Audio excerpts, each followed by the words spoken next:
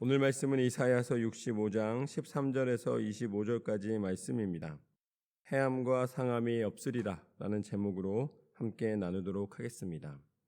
하나님은 죄악 가운데 있는 백성을 다시 회복시키시기를 원하십니다. 그래서 죄악에 있는 백성들에게 하나님 벌을 내리시지만 그러나 그 벌은 궁극적으로는 영원한 생명을 얻게 하시는 하나님의 은혜와 사랑의 통로로 사용하십니다. 왜냐하면 죄악 가운데에는 사망이 있지만 하나님의 뜻 가운데는 영원한 생명이 있기 때문입니다. 하나님은 그것을 주시기를 원하십니다. 그래서 하나님이 이렇게 말씀하십니다. 13절 말씀부터 보면 이러므로 주 여호와께서 이같이 말씀하시니라. 보라, 나의 종들은 먹을 것이로되 너희는 줄일 것이니라. 보라, 나의 종들은 마실 것이로되 너희는 갈할 것이니라. 보라, 나의 종들은 기뻐할 것이로되 너희는 수치를 당할 것이라. 보라, 나의 종들은 마음이 즐거움으로 노래할 것이로되 너희는 마음이 슬픔으로 울어 심령이 상함으로 통곡할 것이며 또 너희가 남겨놓은 이름은 내가 택한 자의 저주거리가 될 것이니라. 주 여호와, 내가 너를 죽이고 내 종들은 다른 이름으로 부르리라. 하나님께서는 뭐라고 말씀하시냐면 심판과 구원은 분명히 다른 길이다 라고 말씀을 하십니다. 둘이 함께 갈 수가 없다는 거예요. 하나님께서 심판하실 때에 그 심판을 견디거나 피할 수 있는 사람이 없습니다. 심판에 속하게 되면 심판을 받는 거예요.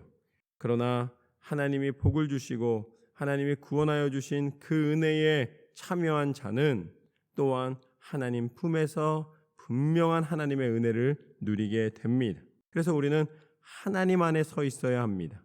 하나님 안에 거해야 합니다. 우리의 생각과 우리의 삶의 모습과 삶의 길이 하나님의 뜻 가운데 있을 때에 그것이 소망이고 은혜이며 능력입니다. 16절부터 보면 이러므로 땅에서 자기를 위하여 복을 구하는 자는 진리의 하나님을 향하여 복을 구할 것이요 땅에서 맹세하는 자는 진리의 하나님으로 맹세하리니 이는 이전 환난이 잊어졌고 내 눈앞에 숨겨졌음이라. 하나님을 바라보며 나아가는 사람은 현실에서 있는 조건 때문에 좋았다 슬펐다 하지 않는다는 말씀입니다. 세상의 것으로 흔들리지 않는다는 거예요. 오히려 무엇을 기대하는가? 17절 말씀처럼 보라, 내가 새하늘과 새 땅을 창조하나니 이전 것은 기억되거나 마음에 생각나지 아니할 것이라. 너희는 내가 창조하는 것으로 말미암아 영원히 기뻐하며 즐거워할지니라.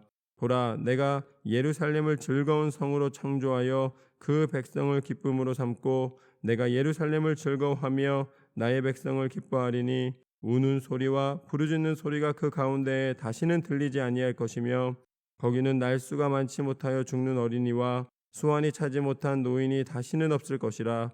곧 백세에 죽는 자를 젊은이라 하겠고 백세가 못되어 죽는 자는 저주받은 자이리라. 하나님께서 다시 새하늘과 새 땅을 창조하시겠다, 만드시겠다, 허락하시겠다라고 말씀하십니다. 새 하늘과 새 땅이라는 말은 개선되는 게 아니에요.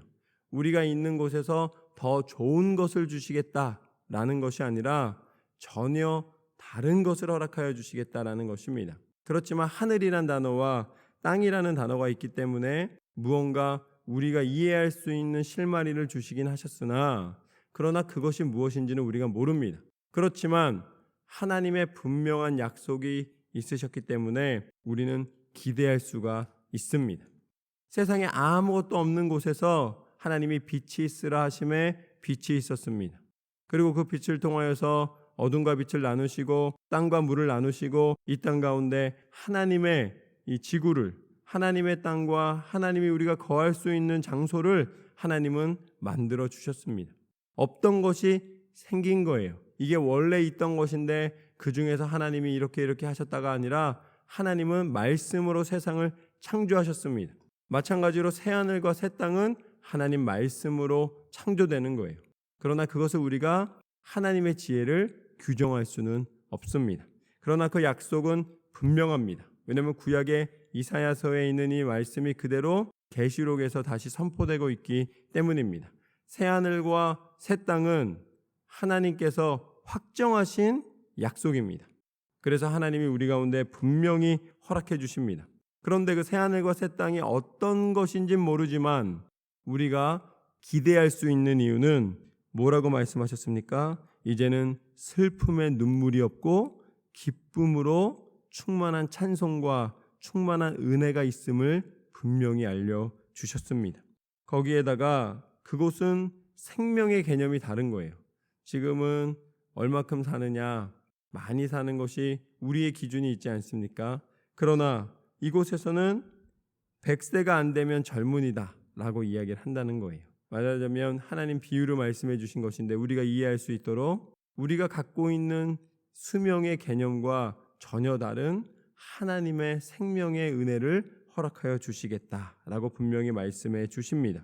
21절부터 보면 그것은 이렇습니다. 그들이 가옥을 건축하고 그 안에 살겠고 포도나무를 심고 열매를 먹을 것이며 그들이 건축한 데에 타인이 살지 아니할 것이며 그들이 심은 것을 타인이 먹지 아니하리니 이는 내 백성의 수완이 나무의 수완과 같겠고 내가 택한 자가 그 손으로 일한 것을 길이 누릴 것이며 그들의 수고가 헛되지 않겠고 그들의 생산한 것이 재난을 당하지 아니하리니 그들은 여호와의 복된 자손이요 그들의 후손도 그와 같을 것임이라. 하나님께서 예비하신 은혜의 땅을 밟는 것이 축복입니다. 그리고 궁극적으로는 구원의 하나님의 능력 가운데 하나님이 예비하신 천국에 들어가는 것보다 비교할 수 있는 어떤 복도 없습니다. 하나님은 믿음의 사람에게 뭐라고 말씀해 주시는가? 자자손손이 복을 받을 사람이다 라고 말씀하십니다. 나만 복을 주시는 것이 아니라 함께하고 있는 모든 이들에게 복을 내려 주십니다. 내가 복이 있는 곳으로 찾아가는 것이 아니라 내가 하나님의 복의 근원이 되는 거예요.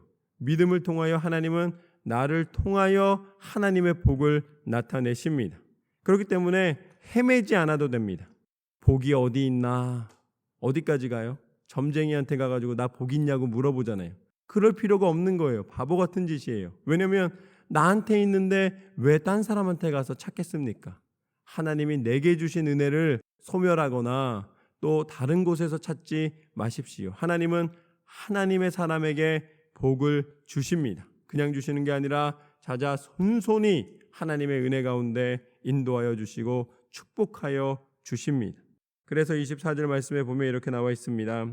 그들이 부르기 전에 내가 응답하겠고 그들이 말을 마치기 전에 내가 들을 것이며 이리와 어린 양이 함께 먹을 것이며 사자가 소처럼 짚을 먹을 것이며 뱀은 흙을 양식으로 삼을 것이니 나의 성산에서는 해함도 없겠고 상함도 없으리라 여호와께서 말씀하시니라. 할렐루야. 하나님께서 이루시는 그곳은 평화의 장소입니다. 모든 것이 다 화평을 누리는 장소예요. 그렇기 때문에 우리가 천국을 사는 것이 무엇인지를 알려주시는 거예요. 이 땅에 살면서도 천국을 사는 방법은 우리 마음 가운데 화해와 은혜와 서로를 사랑하는 배려와 또 서로 간에 함께할 수 있는 기도로 교통할 수 있는 완전한 소통이 있는 것입니다. 만약에 내가 지금 여기를 살면서 이 땅을 밟으면서 평안함을 누리고 있다면 그것이 바로 천국을 이미 경험하고 있는 것입니다.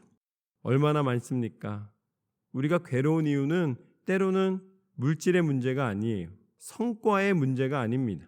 문제는 뭐냐면 내 마음이 불안한 거예요. 남보다 많은 것을 가졌는데도 불안합니다. 남보다 더 많은 능력이 있는데도 불안합니다. 두려움이 임하는 거예요.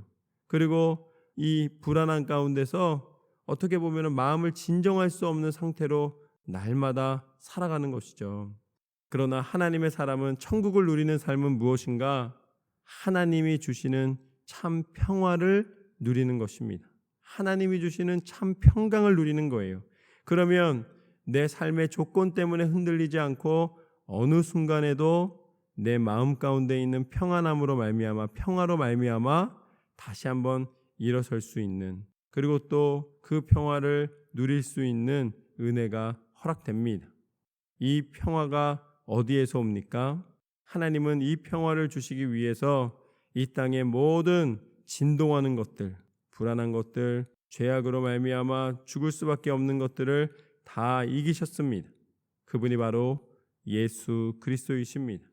예수 그리스도께서 이 땅 가운데 오셔서 우리를 대신하여 그 모든 질고와 고통을 다 당하여 주시고 십자가에 달려 죽으심으로 말미암아 더 이상 사망의 불안함과 사망의 두려움을 우리에게서 해결하여 주셨습니다.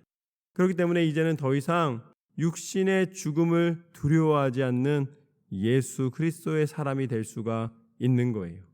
그 십자가를 바라보면서 우리는 죄악을 넘어서게 되었습니다. 죄악을 넘어서게 되었다는 것은 안 죽는다는 것이 아닙니다. 이전의 죽음은 죄로 말미암아 죽었기 때문에 지옥의 심판이 기다리는 죽음이었지만 이제 우리의 육신의 죽음은 하나님께서 우리를 부르시는, 하나님께서 우리를 부르셔서 이제 하나님 앞에 서게 되고 그것을 통하여서 예수 그리스도께서 부활하신 것처럼 영원한 생명을 허락받게 되는 통로로 바꿔주셨는 줄로 믿습니다. 그래서 우리는 그냥 죽음이 아니라 소망이 있는 죽음을 맞이하게 되는 것입니다. 천국의 소망을 가지고 하나님 앞에 이 호흡이 닿는 그 순간까지 살아갈 수 있는 분명한 이유가 생겼습니다. 이 모든 것을 이루신 분이 바로 예수 그리스도이십니다. 예수 그리스도의 십자가의 능력을 통하여 우리 가운데 허락하여 주셨노라. 예수님의 십자가의 능력이 있기 때문에 오늘 이사야서에 나와 있는 이 약속의 말씀이 우리 가운데 소망이 될 수가 있습니다. 하나님께서는 약속을 이루어 주셨습니다. 예수 그리스도의 이름을 부르는 자는 구원을 얻겠고 예수 그리스도의 이름으로 기도하는 모든 제목은 응답받게 되는 줄로 믿습니다. 오늘 말씀을 기억하면서 하나님께서 우리를 천국 백성 삼아주신 그 은혜에 감사함으로 날마다 승리하시는 저와 여러분의 삶이 되시기를 주님의 이름으로 축원합니다.